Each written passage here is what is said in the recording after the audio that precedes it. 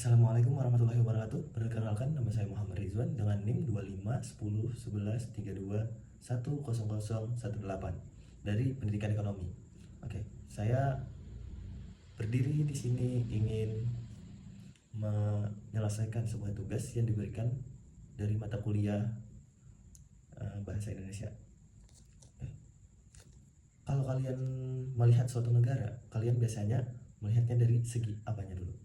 Coba lihat, kalian tahu negara ini dan juga negara ini? Oke, kalian pasti tahu negara ini. Oke,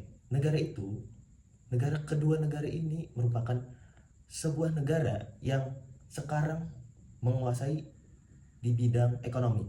Mereka sedang bersaing untuk mendapatkan keunggulan tersendiri dari segi ekonomi. Oke, saya di sini akan menjelaskan tentang ekonomi internasional.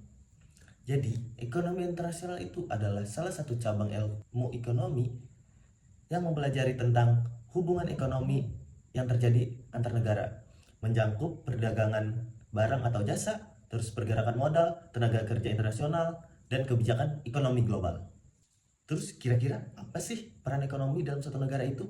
Oke, yang pertama itu meningkatkan pertumbuhan ekonomi, karena ekspor menjadi salah satu pendapatan suatu negara. Dengan adanya ekspor itu bakalan ada pajak yang akan diterima oleh pemerintah, karena di dalam suatu negara yaitu Indonesia ini, pendapatan terbesar dalam suatu negara itu adalah pajak. Terus yang kedua adalah memperluas lapangan kerja, karena adanya produksi yang lebih meningkat. Jadi suatu perusahaan ingin memperbanyak adanya karyawan yang bekerja. Terus yang ketiga adanya hubungan diplomatik.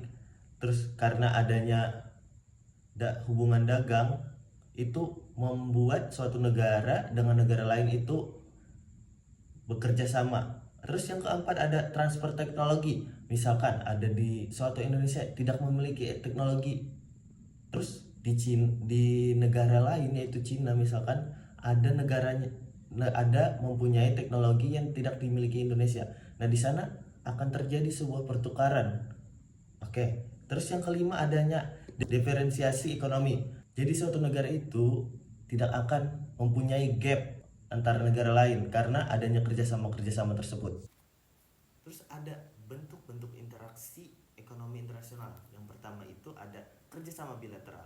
Kerjasama bilateral ini adalah kerjasama antara satu negara dengan negara lain untuk mencapai suatu tujuan.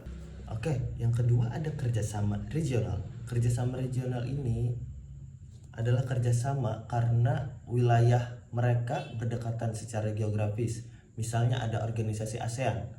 Terus yang ketiga ada kerjasama multilateral dan antarregional.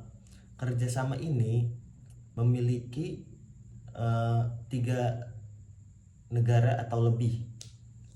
Kerjasama ini seperti berfokus seperti kerjasama yang lain, tetapi ini memiliki anggota yang lebih banyak dan cukup luas. Contohnya itu adalah World Trade Organization. Oke, sekian dari saya. Wassalamualaikum warahmatullahi wabarakatuh. Terima kasih.